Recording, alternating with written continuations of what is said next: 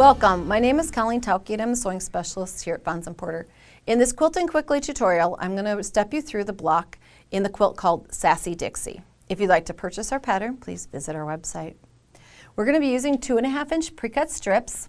We're going to be adding just a little bit of white to each of the blocks, and then you can see that there is a little bit of white used to kind of quiet the design down before we get to the outer border.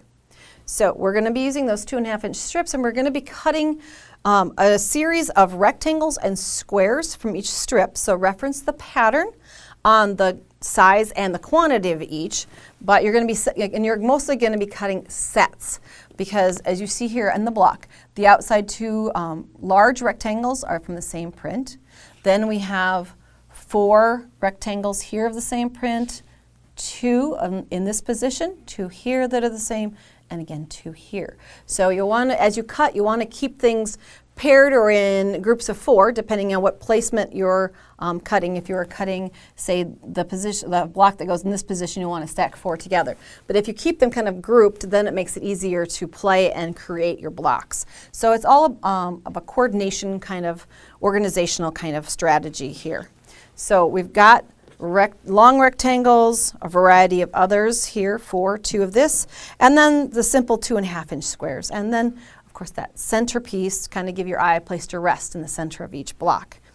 The construction is quite simple. This would be a great project for a beginner or someone who just wants to be able to jump into sewing right away and not have to think too hard, because it's all very straight seaming, easy 1/4 inch, good way to practice a 1/4 inch seam.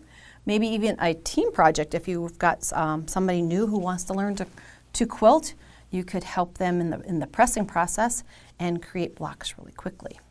So here we go. As we lay out our block, it's just joining, simple seaming here, and making sure that you take the time once you've created each of those rows to make sure you press and keep your block nice and flat, and then just basically joining rows into a block like this. Now, because there's more seams as you get towards the center and no seams out here, this is going to be the test of your true 1/4 inch seam allowance, because if your center strip is all of a sudden a bit smaller, it's probably because your 1/4 inch seaming is too wide.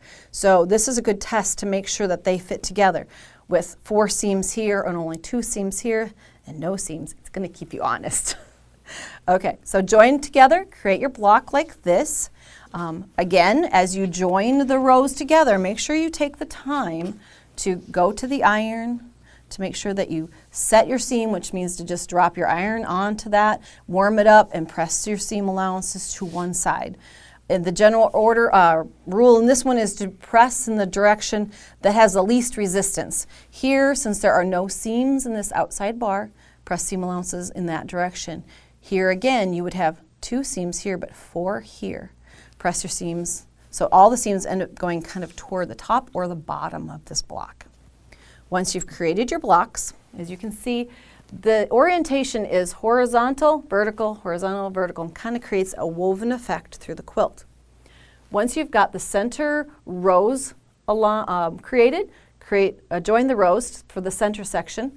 You've got a small inner border of white. Then they've asked you to cut enough of the small 2.5-inch squares that you're linking them together to make an interesting second border. Then finish with white and, in this case, a red outer border. And you've created your version of Sassy Dixie. If you'd like to see more of our Quilting Quickly tutorials, please visit our website. Thanks for joining me.